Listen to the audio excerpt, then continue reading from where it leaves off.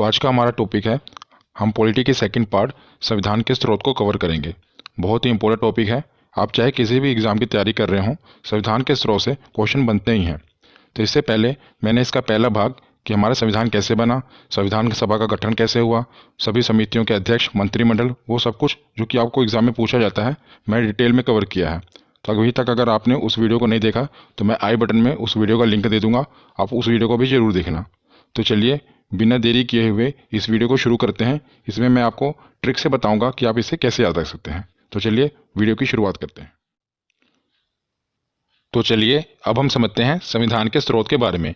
संविधान के स्रोत का मतलब है कि जो हमारा भारतीय संविधान बना है, इसमें कई देशी स्रोत भी हैं और कई विदेशी स्रोत। देशी स्रोत मतलब जब तक हम अंग्रेजों का राज रहा, वो कई अधिनियम और एक्ट लेकर आए थे भारत में, तो हमने अपने संविधान में उसे भी सम्मिलित किया है। और कई विदेशी स्रोत हैं, मतलब जो कि विदेशों के संविधान है, उससे भी अच्छे अच्छे कानूनों को हमने सम्मिलित किया है हमारे भारतीय संविधान में। तो ये देशी और विदेशी स्रोत हम दोनों पढ़ेंगे। तो दुनिया भर के संविधान को बारीकी से परखने के बाद बाबा साहब भीमराव अम्बेडकर जी ने भारतीय संविधान का मसौदा तैयार किया। और भारतीय संविधान के अनेक देशी और विदेशी स्रोत हैं। तो देशी स्रोत हम पहले पढ़ लेते हैं। तो भारतीय संविधान पर सबसे अधिक प्रभाव भारतीय शासन अधिनियम 1935 का है। भारतीय संविधान के 395 अनुच्छेदों में से लगभग 250 अनुच्छेद इसी में से लिए गए हैं। तो मैंने पिछली वीडियो में आपको डिटेल में बताया था भारत शासन अधिनियम 1935। तो जो हमारा संविधान बना है, लगभग मैंने आपको बताया था कि 60% हिस्सा इसी अधिनियम से लिया गया है। तो मतलब ये जो अधिनियम है अंग्रेज ही लेकर आए थे। मैंने पहले भी आपको बताया था भारत शासन अधिनियम 1935। तो आप जैसे देख ही रहे हैं कि हमारा जब संविधान बना था उसमें 395 अनुच्छेद थे और लगभग 250 अनुच्छेद इसी भारतीय शासन अधिनियम 1935 से ही लिए गए थे। तो इसका इंपॉर्टेंस बहुत है हमारे भारतीय संविधान में। आप याद रखिएगा, जब भी पूछा जाए कि भारतीय संविधान का सबसे महत्वपूर्ण भाग और सबसे ज़्यादा भाग किस में से लिया गया है, तो याद रखिएगा भारत शासन अधिनियम 1935 में से। अब हम देखते हैं कि कुछ विदेशी स्रोत भी लिए गए हैं, जैसे कि अमेरिका से, Britain, Australia, Ireland, Germany, Canada, दक्षिण अफ्रीका, रूस और जापान। इसे हम एक एक करके अभी पढ़ेंगे, पर आपको याद रखना है कि दोनों हैं देशी स्रोत और विदेशी स्रोत। तो ज़्यादातर इंपोर्टेंट जो है विदेशी स्रोत हैं, इसे हम पढ़ेंगे। तो चलिए आगे देखते हैं। तो जैसा कि मैंने आपको बताया कि जो भारतीय संविधान है, इसमें कई विदेशी स्रोत हैं, मतलब हमने कई देशों के संविधान से कानून लिए हैं। तो इस पर कई लोगों ने व्यंग्य कसा और कहा कि भारतीय संविधान विदेशी फलों की टोकरी है। और कई लोगों ने यह कहा कि ये तो विदेशों से लिया गया उधार संविधान है।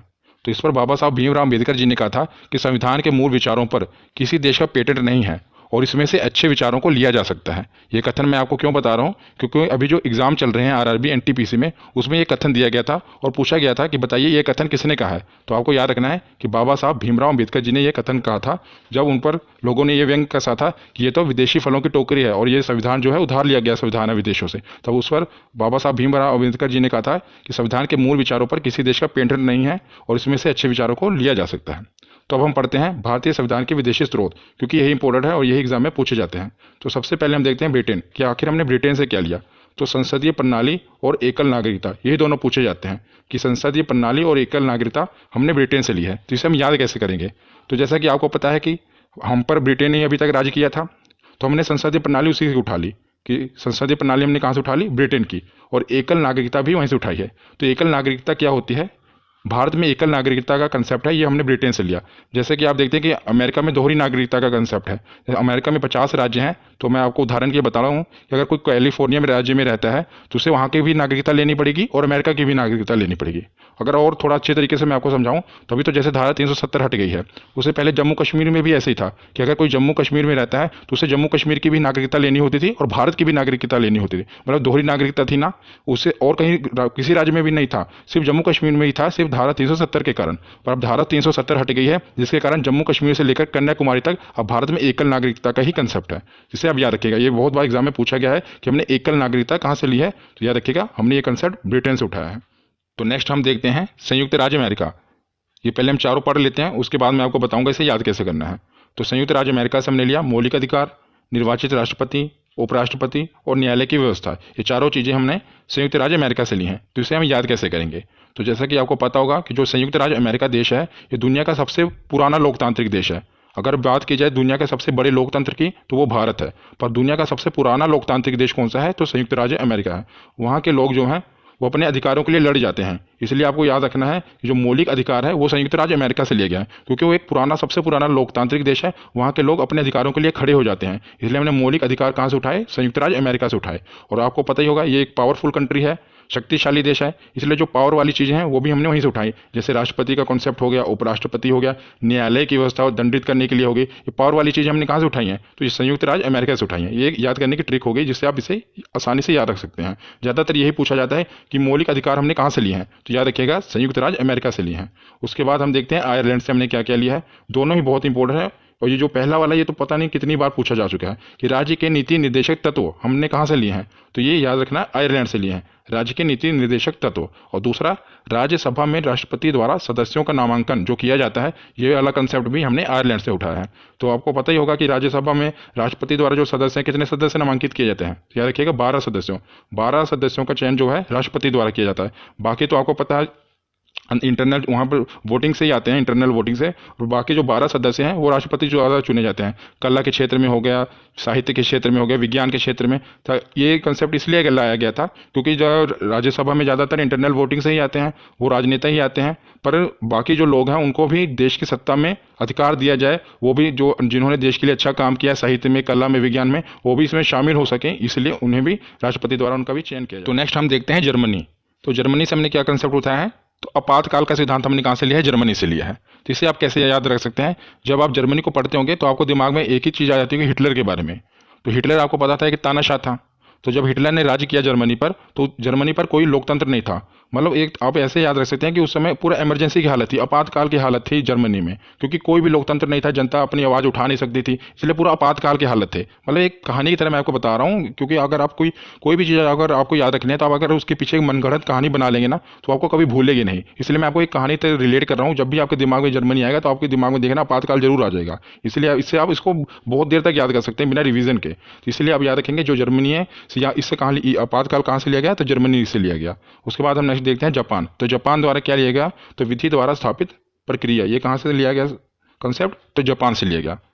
तो नेक्स्ट हम देखते हैं जापान के बाद दक्षिण अफ्रीका। तो दक्षिण अफ्रीका से हमने क्या लिया? संविधान संशोधन। बहुत ही इंपॉर्टेंट है, कई बार पूछा गया है। तो इसे हम देखिए कैसे याद करेंगे। इसकी भी एक कहानी हम अपने आप से बना लेते हैं कि हमने यूरोप से भी कुछ ना कुछ उठा लिया, अमेरिका से भी ले लिया और अपना एशिया से भी ले लिया, जापान से लिया ना, लेकिन अभी तक हमने अफ्रीका कॉन्टिनेंट से कुछ भी नहीं लिया। तो अफ्रीका में देखा जाए तो सबसे विकसित देश कौन सा है? तो साउथ अफ्रीका। तो साउथ अफ्रीका से हमने उठा लिया संविधान संशोधन। तो संविधान में अगर कुछ भी अमेंडमेंट करनी है, संशोधन करना है, तो वो वाला कंसेप्ट हमने कहाँ से उठाया? तो दक्षिण अफ्रीका से। मतलब इस कहानी से आप इसको याद रख सकते हैं कि हमने हर जगह से उठा लिया लेकिन अफ्रीका से कुछ नहीं लिया। तो अफ्रीका से सबसे इंपॉर्टेंट चीज़ ले ली कि संविधान में संशोधन करना है। तो अफ्रीका में कहाँ से ली? तो अफ्रीका का जो सबसे विकसित देश है साउथ अफ्रीका, वहाँ से हमने ये ले लिया। उसके बाद नेक्स्ट हम देखते हैं ऑस्ट्रेलिया। तो ऑस्ट्रेलिया से हमने लिया समवर्ती सूची का विभाजन। तो समवर्ती सूची क्या है मैं आपको बताता हूँ। तो समवर्ती सूची में कुछ विषय लिखे हुए हैं कि जिन पर राज्य और केंद्र दोनों ही कानून बना सकते हैं। जैसे कि आपको बता दो स्वास्थ्य, शिक्षा, इस पर राज्य भी अपना कानून बना सकता है और केंद्र भी कानून बना सकता है। तो ये सब कुछ कहाँ लिखा हुआ है कि किस पर राज्य कानून बना सकता है, किस पर केंद्र कानून बना सकता है? तो ये समवर्ती सूची में लिखा हुआ है। तो समवर्ती सूची का जो विभाजन है, ये हमने कॉन्सेप्ट कहाँ से लिया? ये ऑस्ट्रेलिया से लिया। ये भी इंपॉर्टेंट है, संविधान संशोधन वाला ज़्यादा इंपॉर्टेंट। उसके बाद आखिरी में हम देखते हैं हमने रूस से क्या लिया। तो रूस से लिया हमने मौलिक कर्तव्य। जैसा कि हमने हर कुछ जनता की भलाई के लिए कानून नियम बनाए, लेकिन जनता का भी तो कुछ कर्तव्य बनता है अपने देश के प्रति, इसलिए हमने मौलिक कर्तव्य लिए हैं रूस से। तो ये पूछा गया, ये बाद में हम संविधान संशोधन किया गया तब इसे डाला गया, इसलिए आखिरी में ले गया था, ये भी पूछा जाता है। तो स्वर्ण सिंह समिति की सिफारिश पर वर्ष 1976 में 42वें संविधान संशोधन द्वारा मौलिक कर्तव्यों को संविधान में शामिल किया गया। ये तीनों चीज़ें काफ़ी इंपॉर्टेंट है। अगर आपसे पूछी जाए कि किस समिति द्वारा, क्योंकि ये बाद में लिया गया था ना मौलिक कर्तव्य, इसलिए पूछ लिया जाता है कि किस समिति की सिफारिश या किस अमेंडमेंट के तहत इसे लिया गया। तो याद रखिएगा स्वर्ण सिंह समिति थी, इसकी सिफारिश पर, वर्ष था 1976 और कौन सा संशोधन था? तो 42वां संविधान संशोधन था। उसके द्वारा मौलिक कर्तव्यों को संविधान में शामिल किया गया था। तो ये हमने कॉन्सेप्ट लिया कहाँ से था? तो रूस से लिया था। तो ये मौलिक कर्तव्य में कुछ मैं आपको चीज़ें बता देता हूँ कि क्या क्या लिखा गया है। तो जैसे कि संविधान का पालन करें और उसके आदर्शों, संस्थाओं, राष्ट्रध्वज एवं राष्ट्रगान का आदर करें, ये जनता का मौलिक कर्तव्य बनता है। और उसके बाद सार्वजनिक संपत्ति को सुरक्षित रखें और हिंसा से दूर रहें, यह भी हमारा कर्तव्य बनता है। और भारत की संप्रभुता, एकता और अखंडता की रक्षा करें तथा उसे अक्षुण्ण रखें, यह भी हमारे आम जनता का कर्तव्य बनता है अपने देश के प्रति। तो ऐसी कुछ चीज़ें लिखी गई हैं कि जो हमारे मौलिक कर्तव्य हैं हमारे देश के प्रति। तो आज की ये वीडियो यहीं पर खत्म होती है। कैसी लगी ये वीडियो कमेंट सेक्शन में जरूर बताना और अपने चैनल को सब्सक्राइब करके बेल आइकन को जरूर प्रेस कर देना। धन्यवाद।